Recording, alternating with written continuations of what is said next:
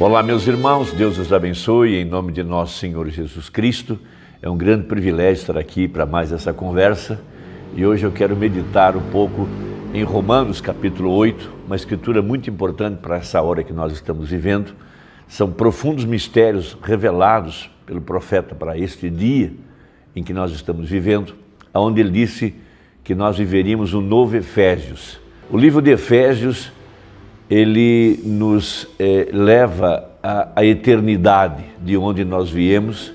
Ele é um livro que contém profundas doutrinas a respeito do plano da redenção e especialmente da terceira etapa.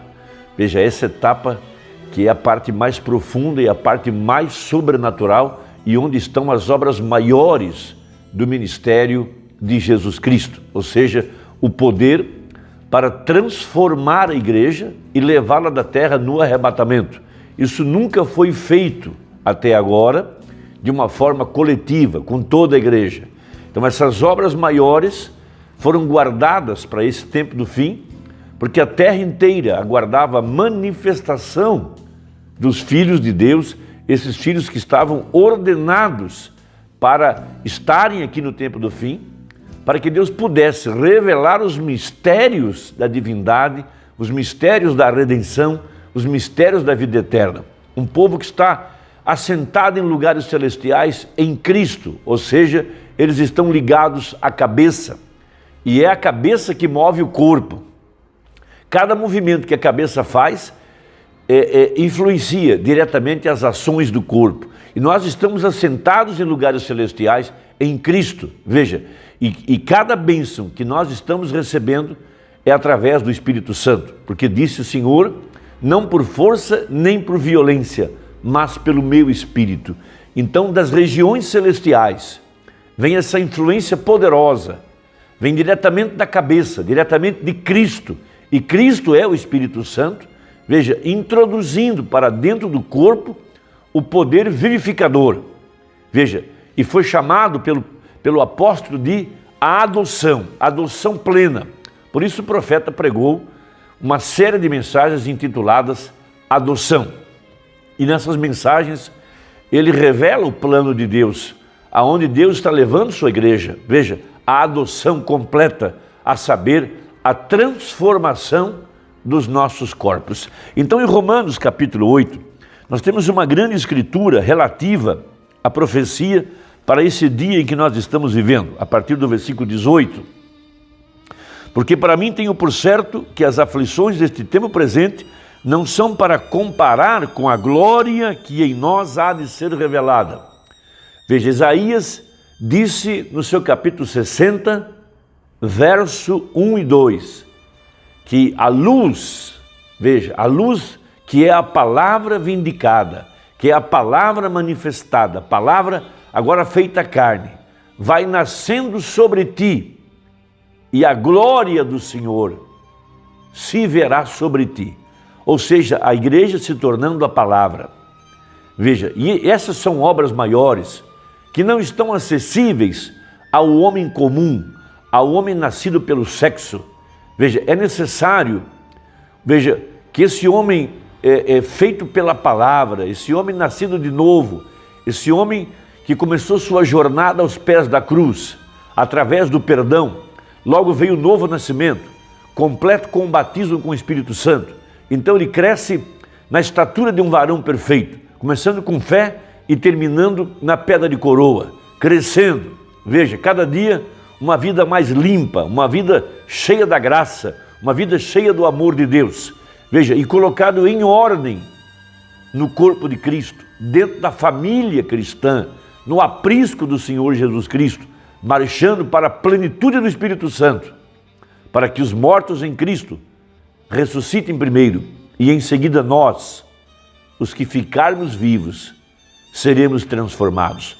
Mas a igreja está marchando agora, debaixo daquela grande profecia de Joel capítulo 2, do tempo da restauração da árvore noiva. Veja, esta restauração viria através, veja, de Lutero, seguida de Wesley, depois Pentecostes, e depois chegaria o tempo da chuva temporânea e chuva seródia. Veja, essa chuva que traria o tremendo avivamento, que traria o tremendo batismo com o Espírito Santo. E essa chuva seria derramada pelo ensinador de justiça. Os pentecostais tiveram os dons. Eles pensaram que tinham a chuva, mas não a tinham. Eles tinham os dons, mas a verdadeira chuva não, porque Joel falava do ensinador de justiça. Então veio o anjo de Malaquias 4 para trazer a chuva, o poderoso derramamento do Espírito Santo que veio através do ensinamento da palavra. Então temos a restauração completa da árvore noiva. Logo no capítulo 20, no versículo 28 de Joel 2, o grande derramamento prometido. Veja, para tirar a igreja da terra no arrebatamento. Veja, porque a ardente expectação da criatura espera a manifestação dos filhos de Deus. Agora aqui está o ponto sensível de nosso comentário hoje. Veja, Deus tinha os seus propósitos, o seu plano da redenção. Ele tinha mistérios na parte de trás da sua mente que ele queria revelá-los, mas ele não podia fazer até que os filhos predestinados aparecessem aqui no tempo do fim. Esses filhos pré-ordenados, que agora eles estão representados na pedra de coroa. A pedra de coroa é Cristo vindo sobre a igreja. Veja, e havia mistérios profundos guardados na palavra, que deveriam ser revelados no tempo do fim, a fim de trazer a igreja de volta à eternidade. Então, repetindo, Paulo disse, eles, falando dos crentes de todas as eras, sem nós, não poderiam ser aperfeiçoados. Então veja, porque a criação ficou sujeita à vaidade, isto é, nasce, cresce, reproduz e morre. Não por sua vontade, foi Adão, a cabeça, que saiu do lugar, mas por causa do que a sujeitou. Na esperança de que também a mesma criatura será libertada da servidão da corrupção para a liberdade da glória dos filhos de Deus. Veja, porque sabemos que toda a criação geme, está juntamente com dores de parto até agora. Veja, a terra está em convulsão, terremotos, vulcões, agora está sendo assolada por uma pandemia, pragas em toda parte, nevasca, chuvas torrenciais, tempestades, tsunamis e tantas coisas. E na vida social, corrupção generalizada, desordem social, desordem na família, mundanismo, todo tipo de pecado. Veja, e não só ela, mas nós mesmos que temos as primícias do Espírito. Veja, a verdadeira igreja, essa que está viva, essa que está em Cristo, nós nos tornamos as primícias por estar em Cristo. Essa igreja está gemendo, veja, porque ela está ligada à cabeça, ela está vivificada pelo poder do Espírito Santo. Veja, ela está abençoada nessa terceira etapa. Veja, a primeira e a segunda etapa lidaram com o homem natural, mas a terceira etapa está lidando com a alma, para trazer a alma a esses mistérios profundos, a esse tremendo plano de redenção, para trazer a igreja a essa condição de fé para o arrebatamento, a esse momento de obras maiores. Por isso o profeta recebeu aquela pedra branca, onde nada estava escrito, e ele foi até o oeste para receber a revelação disso, e ele voltou com os misteriosos 7 trovões. Veja, a igreja agora tendo acesso à árvore da vida, por isso a espada cai na mão dele. Veja, o privilégio de trazer os mistérios pré-ordenados para esse dia, predestinados para essa hora. Veja,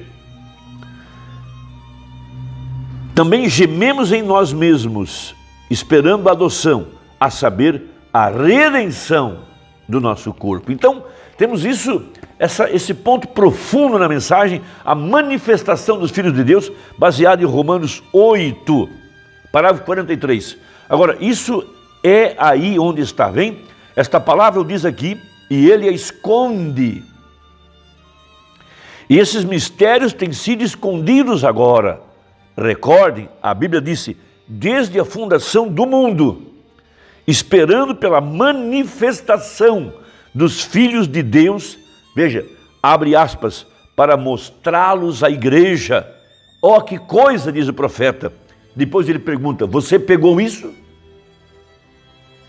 Então veja, esses mistérios estavam guardados para trazer à igreja as obras maiores, ou seja, o poder para transformá-la num abrir e fechar de olhos ante a última trombeta. Por isso essa igreja, ela é ela está agora desfrutando desses mistérios que foi chamado pelo profeta de a terceira etapa, a parte mais profunda, lidando agora com a alma, porque Deus está lidando com o homem de dentro, Deus não está reformando o homem de fora.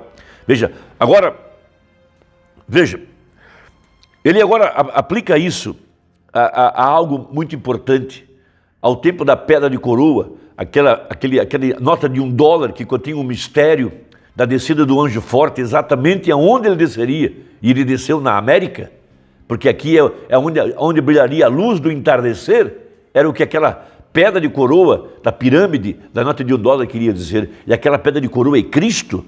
Veja, parágrafo 48, mas enquanto crescemos na era luterana, era batista, era metodista, era pentecostal, estamos lá em cima, na pedra principal agora, vem esperando e ansiosos para que desça aquela pedra principal, aquela pedra que Daniel viu, cortada sem mãos.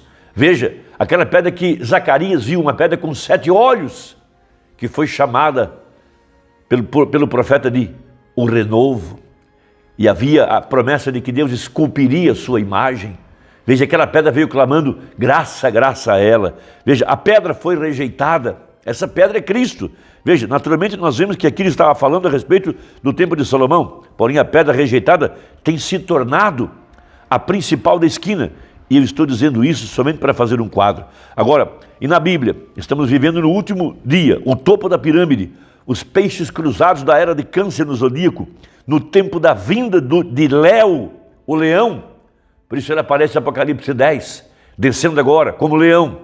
Veja, na pedra principal, Cristo agora, para estabelecer o seu reino, primeiro em nosso coração e em seguida sobre a terra. Nos dias da manifestação do Filho de Deus, Elias, e você vê onde estamos? Estamos exatamente no fim do tempo. Aquela pedra aguardava que chegassem esses filhos pré-ordenados aqui no tempo do fim, porque aquela pedra iria se encarnar no edifício, a pedra principal, a pedra de coroa, para consagrar o edifício. Sem essa pedra, sem Cristo, sem o Espírito Santo, o templo de nada importaria. Então veja, agora, o que você pensa do escritor desse livro? Veja, viu onde isso seria manifesto nos últimos dias, falando sobre Paulo, esperando e gemendo por aqueles filhos de Deus para se levantarem nos últimos dias com o poder do Espírito Santo no final da era, para revelar as coisas secretas desde a fundação do mundo, para trazê-lo. Que grande profecia, que grande verdade que essa igreja está vivendo nesse tempo do fim. Deus teria que ter aqui os seus filhos pré-ordenados para receberem esses poderosos mistérios dos 7 trovões, os mistérios escondidos na palavra, porque em ordem o plano da redenção requeria adoção, e para que a igreja chegasse à adoção, ela precisaria da pedra de coroa, da pedra angular, da revelação completa da palavra. Que Deus te abençoe, espero que a conversa tenha ajudado, e até a próxima, se Deus quiser, em nome de Jesus Cristo, amém.